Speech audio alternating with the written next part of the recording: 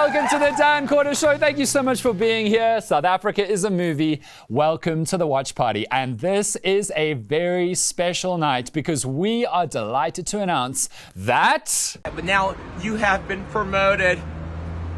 Yes, after 4 months at eNCA, welcome to our first ever 1 hour show.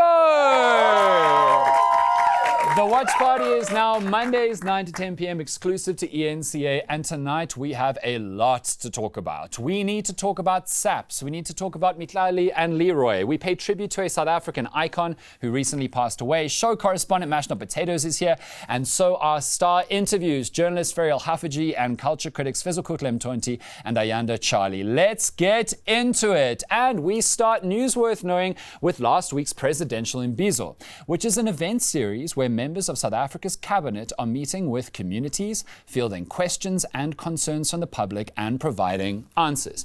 And this first imbizo in Ekurhuleni had people talking, but not about anything that was said at the imbizo. Rather, thirsty South Africans were lusting after a hot new government official, guys.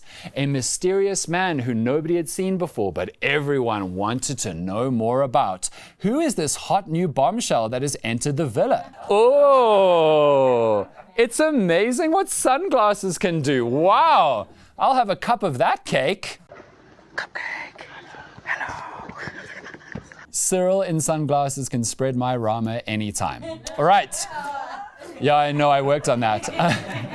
The president has an eye infection, which is why he is wearing sunglasses, and he apologized for wearing shades indoors, to which South Africans said, "No worries, Mr. President, very demure, very mindful, very considerate." This is a big change for President Ramaphosa. He's always been a style leader in eyewear, but he seems to have left his brat summer 2020 COVID era with the mask behind for a more classic tribute to some of the greats who came before him, and there have been some greats in his position. Right. Next on News Worth Knowing, residents of St. Francis Bay and Gqeberha were shocked yesterday morning by streaks of light in the sky and loud bangs that might have been space debris, meteorites or man-made. And I have to say, Elon, bro, drop your rubbish somewhere else, please. Bin days are Tuesdays and Thursdays, and with your massive wealth, you have done literally nothing for this country. Drop your rubbish, your litter somewhere else. According to local boat captain Rocky Pretorius, he was out on a whale watching tour yesterday when he saw a flash of orange-red light in the sky. And to quote him, "It was super close to me. I could see everything. It was super, super loud. After it fell in the water, it was 3 big bang noises. It was bang, bang, bang." He's clearly an Ariana Grande, Nicki Minaj fan. I'm so impressed that some of you got that. This all happened on Sunday around 9 a.m. So whatever the pastors were preaching in church yesterday had that little extra oomph. They were like, that is the word of the Lord. You better pray, as the windows rattle and there's literally light passing through the sky. Next up on News Worth Knowing, the ongoing social media war between South Africans and Nigerians reached a new phase last week as people in both countries went on the ride-hailing app Bolt and requested rides from drivers in the other country and then cancelled on them once the driver had arrived at the fake pickup spot. Bolt has now stopped requests between South Africa and Nigeria because, I get it, it's a prank. But guys, trolling people's work is heavy. You're blocking people's business. You're making them waste time and money on petrol. You're preventing them from getting actual customers. In the immortal words of Tyler, oh my, what the heck? Literally, what the heck? Next on News Worth Knowing, a South African legend has passed away. William Smith was the lovely man on the Learning Channel on SABC2 who taught maths and science to hundreds of millions of people in the 90s and 2000s. Now, you may be thinking, Dan, there just weren't hundreds of millions of people in South Africa. But yes, hundreds of millions of people, sometimes hundreds of millions a day, watched William Smith. Because many South Africans don't know this, but William Smith shows were often broadcast across as many as 27 African countries at once to a vast vast audience of people. And so many people owe their education and jobs that followed to William Smith. In the 90s in South Africa, many kids didn't have access to good schools or schools at all. And many teachers were not given the training to teach effectively. But William Smith, he was there with his whiteboard, his pen, sometimes a few Smarties, and cutting-edge techniques to explain complex concepts in algebra, physics, and chemistry. His free classes on TV literally got millions of people through school. And that's not all, by the way. In the 70s, Smith opened multiracial schools to provide teaching to all young people, no matter what their race, which was literally against the apartheid law. But he did it anyway. He broke the law and dared the government to stop him. Forget American Will Smith. He's just an actor with a slapping problem. Our Will Smith is the original bad boy for life. He was breaking those laws. He was also a nature conservationist. He was a judge on Miss South Africa. Yeah, kids, believe it or not, there was a time in human history when a maths teacher was big enough to judge Miss South Africa. Could never happen now. For all of his work, William Smith was awarded the Order of the Baobab, which is one of the biggest honors that the South African government can bestow on people for extraordinary service to the country, and we honor him tonight. Thank you so much, William Smith. Truly our fresh prince of childcare. Right, yes, exactly, right, absolutely. Next on News Worth Knowing, oh, guys. A top South African diplomat has been recalled from the United Arab Emirates after being accused of organizing robberies of his own Dubai offices as part of a scheme to create illegitimate visas, work permits, and travel papers to UAE citizens going to South Africa.